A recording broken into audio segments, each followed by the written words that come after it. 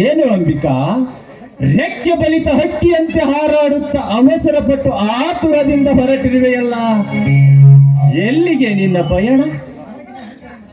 ಅರಗಿಣಿಯ ಅಂತರಂಗದಲ್ಲಿ ಬಯಸಿದ ಹಕ್ಕಿ ತಕ್ಕ ಸಮಯಕ್ಕೆ ಬರಲಾರದ್ದು ಕಂಡು ದಿಕ್ಕು ತಪ್ಪಿ ಹೊರಟಿರುವೆಯ? ಅಮೃತದ ಸವಿಜೇನನ್ನು ಸವಿಯಲು ಸರಿಯಾದ ಸಮಯಕ್ಕೆ ಬಾರದ ದುಂಬಿಯ ದಾರಿ ಕಾಯ್ದು ಕಂಗಾಲಾಗಿರುವೆಯ? ಅದಕ್ಕಾಗಿ ಯೋಚನೆ ಮಾಡುವ ಅವಶ್ಯಕತೆ ಇಲ್ಲ. ಬಯಸಿ ಬೇಡುವ ಮುನ್ನವೇ ಕಲ್ಪವೃಕ್ಷವಾಗಿ ಬಂದಿರುವ ಈ ಹಕ್ಕಿಯನ್ನು ಧಿಕ್ಕರಿಸಬೇಡ. ನಿನ್ನ ಪ್ರೀತಿಯ ಪರಿಮಳವನ್ನು ಸವಿಯಲು ಬಂದ ಈ ದುಂಬಿಯನ್ನು ಕಂಡು ನಿನ್ನ ಹೃದಯದಲ್ಲಿ ಏನಾದರೂ ಭಯ ಹುಟ್ಟಿದೆ? ಭಯ ಭಯ ಪಡಲು ನಾನೇನು ದಿಕ್ಕಿಲ್ಲದ ಹಕ್ಕಿ ಅಲ್ಲ. ಹೆತ್ತವರ ಆಶ್ರಯದಲ್ಲಿ ಅನ್ನು ತಿಂದು ಬೆಳೆದಿರುವ ಒಳ ಉಳ್ಳ ಹಕ್ಕಿ ನಾನು. ಆಕಾಶದಲ್ಲಿ ಹಾರಾಡುವ ಹಕ್ಕಿಗಳನ್ನು ಕಂಡು ತುಕ್ಕಲ್ ಬರುವ ನಿಮ್ಮಂತಹ ರಣಹದ್ದುಗಳ ಕೈಯಲ್ಲಿ ಕತ್ತರಿಸುವ ಹೊಟ್ಟೆ ಮಾರಿಯ ಹಕ್ಕಿ ನಾನು. ಮಿಸ್ಟರ್ ಮಹಂತೇಶ್, ನಾನು ನಿಮ್ಮನ್ನು 3 ವರ್ಷಗಳಿಂದ ನೋಡ್ತಾ ಇದ್ದೀನಪ್ಪ.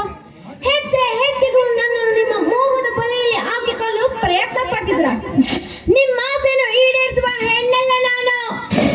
ನಿಮ್ಮ ಕಣ್ಣಿನಲ್ಲಿ ಹೆಣ್ಣೆಂದರೆ ಏನೆಂದು ತಿಳಿದುಕೊಂಡಿದ್ದೀರಾ? ಮಾರುಕಟ್ಟೆಯಲ್ಲಿ ಮಾರುವ ಹಣ್ಣೆಂದು ತಿಳಿದುಕೊಂಡಿದ್ದೀರಾ? ಇಲ್ಲ ಕಾಲಿನಿಂದ ಹರಿಯುವ ಧೂಳೆಂದು ತಿಳಿದುಕೊಂಡಿದ್ದೀರಾ?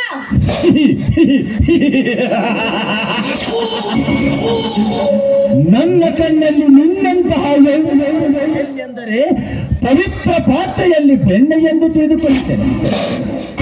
ಈ ಬೆಣ್ಣೆಯೊಂದು ಹಣ್ಣು 3 ವರ್ಷಗಳ ಹಿಂದೆ ಪವಿತ್ರ ಪಾತ್ರೆಯಲ್ಲಿ ಹಾಳಾಗಿ ಕಂಡಿತು.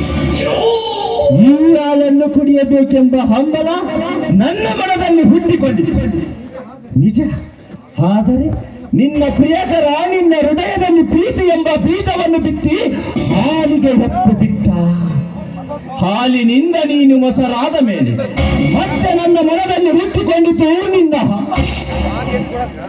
ದಿನಗಳು ಕಳೆದಂತೆ ನಿನ್ನ ಮನಸ್ಸು ಮದುವೆಗೆ ಮುಂದಾಯ್ತು.